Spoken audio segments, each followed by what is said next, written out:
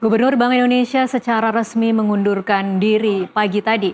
Mengapa keputusan besar ini diambil di tengah situasi ekonomi yang dinamis? Kita bahas bersama ekonom senior dari Universitas Paramadina, Wijayanto Samirin yang sudah tersambung melalui sambungan Zoom. Selamat malam Pak Wijayanto. Malam, Mbak Tasya. Ya, terima kasih untuk waktunya bersama kami di NTV Prime. Pak Wijayanto, ini adalah sejarah sejak Bank Indonesia berdiri pada 1 Juli 1953, Gubernur BI pertama yang mundur mendadak dengan alasan pribadi. Karena kalau dulu kan Pak Budiono mundur karena ingin jadi wapres ya, Pak Wijayanto. Kalau dari pengamatan Anda sepanjang hari ini, pesan apa yang ditangkap oleh pelaku ekonomi baik di dalam maupun di luar negeri terhadap mundurnya Peri Warjio sebagai Gubernur BI? Jadi kalau kita mendengar suara-suara di market ya, pelaku usaha, investor, kemudian para observer, sebenarnya yang mereka duga adalah Pak Peri ini diminta mundur. Jadi bukan mengundurkan diri. Kenapa? Karena di Indonesia ini tidak ada budaya mengundurkan diri. Jadi kita juga belajar dari apa yang terjadi pada saat OJK kemarin ada perubahan kepemimpinan, kemudian Bursa Efek Indonesia ada perubahan kepemimpinan. Narasi yang dikedepankan kan memang mengundurkan diri. Tapi kemudian hari berganti hari akhirnya semua pihak tahu bahwa sebenarnya beliau-beliau itu diminta mundur.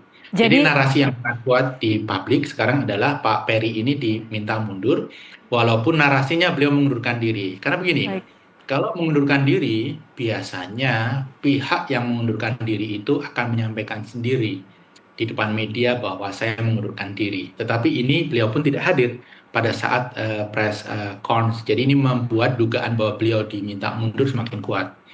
Baik, Pak Wijayanto, dengan kuatnya dugaan bahwa ini diminta mundur, apa kira-kira dampaknya terhadap, kalau kita melihat mungkin pasar hari ini tidak terlalu bergerak reaktif ya Pak Wijayanto, tetapi apa kira-kira dampak dalam beberapa hari ke depan atau beberapa minggu ke depan? Ya, pasar tidak terlalu reaktif karena intervensi BI itu luar biasa masif hari ini.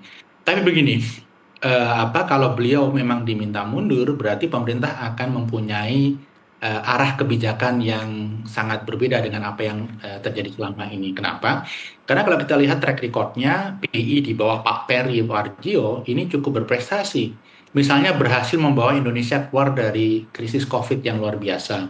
Kemudian yang kedua, berhasil mendorong KRIS menjadi sistem digital payment yang tidak hanya masif di Indonesia, tapi juga sudah mulai diterima di banyak negara. Ini dua prestasi luar biasa, dan kalau kita lihat apa yang terjadi akhir-akhir ini, rupiah masih dalam situasi di bawah 18.000 atau sekitar 18.000. Ini harus kita akui, ini adalah kinerja dari BI melalui intervensi pasar, kemudian BI rate, kemudian SRBI, kemudian menerbitkan swap currency dengan fee yang didiskon. Ini 4 bauran kebijakan yang menurut saya sangat luar biasa dan cukup efektif. Bahkan kalau kita dengar observer maupun lembaga internasional, apakah itu MSCI, Fitch, Moody's, S&P, selama ini yang dikritik justru bukan kebijakan moneter, tetapi kebijakan fiskal dan kebijakan sektoral. Jadi bahwa rupiah naik turun, secara moneter ini sudah dijaga, tetapi kebijakan moneter itu hanya bisa menjaga sementara. Kalau kita ingin nilai tukar itu menguat dan berkelanjutan, yang harus diperbaiki, yang harus dikuatkan adalah kebijakan fiskal dan kebijakan sektoral. Dua aspek itu yang selama ini banyak disorot oleh berbagai lembaga asing, khususnya terkait dengan kebijakan fiskal. Yang kedua adalah predictability dari kebijakan yang dikeluarkan oleh pemerintah. Jadi respon pasar agak kaget dan juga melihat ini sebagai sesuatu yang negatif. Tentunya market masih menunggu next step-nya. Misalnya siapa yang akan menggantikan, kemudian arah kebijakannya akan kemana. Karena yang banyak ditakutkan saat ini adalah ketika penggantinya nanti memang didorong atau sosok yang sangat pro dengan fiskal dominan, di mana kebijakan moneter itu didesain untuk melayani kebijakan fiskal. Nah, ini yang tidak diharapkan oleh banyak pihak, karena kalau ini terjadi, independensi BI dipertaruhkan.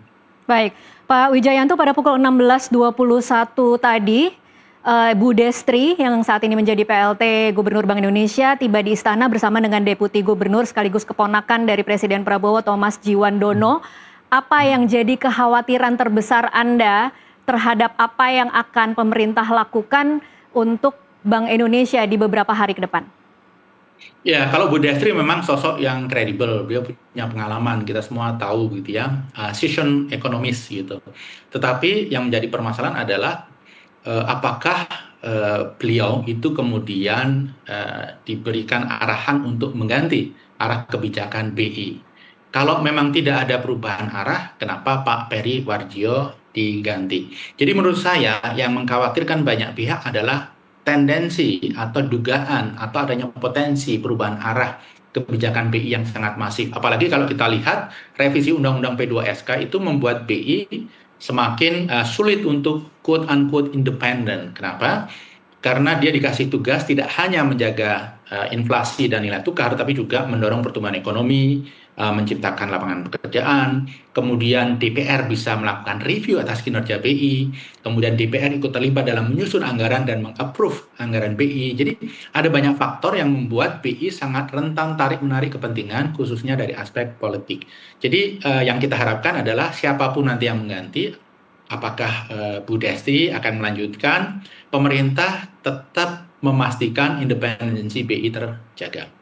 Baik, Pak Wijayanto, ini saya akan menyebutkan saja beberapa kekhawatiran yang kemudian muncul dan perbincangannya hadir di publik sepanjang hari ini, Pak Wijayanto. Salah satunya adalah ancaman atau tanda-tanda memasuki krisis moneter, dan yang kedua adalah kekhawatiran bahwa ini akan menjadi tekanan terhadap Bank Indonesia untuk cetak uang. Pak Wijayanto, Anda sendiri punya khawatiran yang samakah? Kalau krisis moneter saya rasa tidak ya, karena ini tidak terkait dengan itu, tetapi bahwa akan didorong menjadi BI yang lebih pro fiskal dominan, itu sangat mengkhawatirkan. Karena ya BI akan menjadi institusi yang salah satu tugasnya adalah mengabsorb surat utang yang dicetak oleh pemerintah. Kita tahu sekarang SBN itu 27% sudah di tangan BI. Kalau ini di-push terus, maka ya fiskal dominan betul-betul terjadi, dan yang kita khawatirkan adalah independensi BI dipertanyakan, kredibilitas rupiah juga akan dipertanyakan oleh dunia internasional. Jadi ini adalah praktek yang menggerus trust terhadap sistem keuangan kita dan akan menurunkan kredibilitas rupiah di mata dunia. Kalau trust itu tergerus, apalagi hilang, mengembalikannya lagi sangat sulit. Jadi menurut saya pemerintah harus ekstra hati-hati mengambil sikap, mengambil kebijakan, menentukan arah terkait dengan BI ini. Karena kembali, karena untuk kepentingan jangka pendek, apa itu? Menutup defisit fiskal, membiayai program-program pemerintah yang mahal, tapi kemudian sesuatu yang sifatnya jangka panjang dan permanen dikorbankan. Apa itu? Trust kepada BI, trust kepada rupiah, trust kepada sistem keuangan kita. Baik, Pak Wijayanto, kira-kira tindakan konkret apa yang harus dilakukan oleh pemerintah agar kemudian pasar itu kemudian tenang dan trust itu akan kembali terbentuk sambil menunggu Presiden kemudian muncul dengan calon nama untuk pengganti Pak Peri? Saya rasa begini, masa transisi ini harus dibuat sangat cepat. Jangan sampai market, masyarakat, investor menebak-nebak. Jadi proses transisi dipercepat, siapa yang akan menggantikan, siapapun namanya itu harus diproses dengan cepat.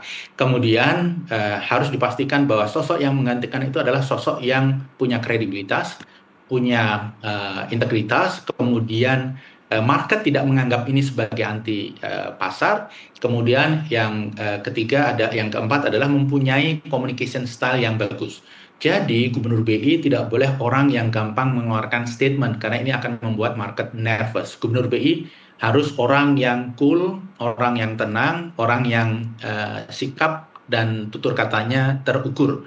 Kemudian juga mempunyai kredibilitas, pengalaman dan kebijakan moneter. Karena begini, kebijakan moneter itu adalah sesuatu yang sangat spesifik, berbeda dengan kebijakan ekonomi lainnya. Baik.